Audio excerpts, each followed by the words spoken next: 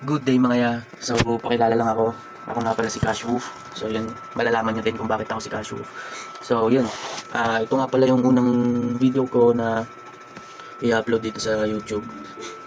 Na magbablog ako or magko-content ako kasi subukan ko lang kung merong makaka-appreciate ng gagawin ko para or makaka-entertain ba ako ng tao. So, subukan ko lang. So, yun. Kaya ang gagawin ko sana ng content is sana huwag muna kayong umalis kahit saglit lang to matapos nyo yung video ko. Hindi talaga ako sanay magsalita sa ganyan sa camera. Kaya medyo nahihiya ako or naiilang. Pero feeling ko kasi itong mga nangyayari sa akin is pwede ko naman siguro may content. So yun, time check natin is 10:54. Yun, 10:54 ng January 5, 2026. So yun, bali simula kagabi, siguro mga anong oras, maaga rin ako natulog kasi sobrang sama ng pakiramdam ko. Yan, kagaya niyan, medyo sinisipon ako. Yung lalamunan ko sa pinaka ano niya, sa loob, yung parang pinaka dito na, sobrang parang tuyong-tuyo. Yun, siguro sa nalalangap ko. Kasi unang-una sa lahat, nagtatrabaho rin tayo sa pet grooming. Yan, nagugupit tayo ng aso. Yun, tapos syempre hindi may iwasan makalangat ka ng alikabok. So kailangan talaga meron tayong face mask. Tas dito rin sa ano. Pero yung number one talaga guys, ito yung sasabihin ko sa inyo. Sa mga nagbabalak mo ni Garillo dyan, or nagtatry pa lang, nagsisimula pa lang ni Garillo, is huwag nyo nang ituloy. Okay? Sabi ko sa inyo, huwag nyo nang ituloy kasi iba yung feeling ng pakiramdam pag naninigarilyo or nasosobrahan ka. So, gantong nangyayari, is hirap ako makaamoy, tapos sobrang tuyong-tuyo, nalalamunan ko hindi ako makakain ng maayos. Parang feeling ko mabubutas yung baga ko, parang ganun. Kaya kong umubos ng halos mag-iisang kaha sa isang araw. Ganun yung routine ko. Kasi sa araw-araw na ginagawa ko, kumbaga halos bilang ko na yung session ng paninigarilyo ko.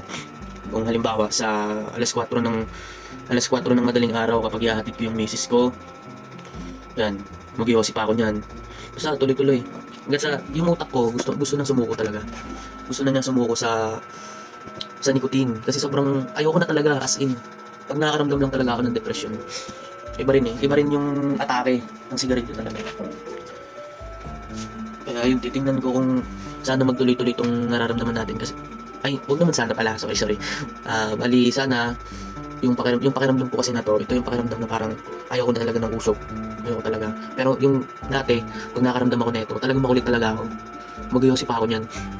Kahit talaga ayaw na ng katawan ko, pipilitin ko pa rin. Hindi natin alam ngayon. So yun ngayon ganito, sasamantalahin ko para hindi ako anuhan ulit ng sigarilyo. Gusto ko talaga nang itigil kasi siguro 12 years old ako nag-start manigarilyo. Until now, gusto ko na talaga siyang itigil kasi kaso hindi kaya ng ano ko pagka ewan ko ba, mahirap paliwanag eh, basta sa alam niya ng mga naninigarilyo. So yun, ito yung video na pwede kong balikan kapag magtutuloy-tuloy man ako. Kaya sana guys, supportahan nyo rin ako sa mga videos ko para ma-ano ko sa inyo, yung may share ko mo sa inyo yung ginagawa ko sa araw-araw, ganun. Share ko sa inyo paano magupit ng aso, yan yung tamang paggupit, yan, marami kayong matututunan sa mga ganun. Pero yun, sana, yun nga, New Year's resolution talaga natin to is ayoko naman manigarilyo para makatipid-tipid din. Talagang laki ng gastos sa sigarilyo na yan.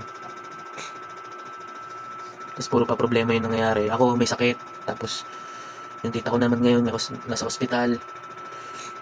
Kasi dahil din dito sa bahay namin na na madumi. Ayaw magpalinis ng mga matatanda. Ako pinupush ko naman na maging maayos ng bahay at dumating din sa yung time na mapaayos ko. Tingnan niyo yung bahay namin.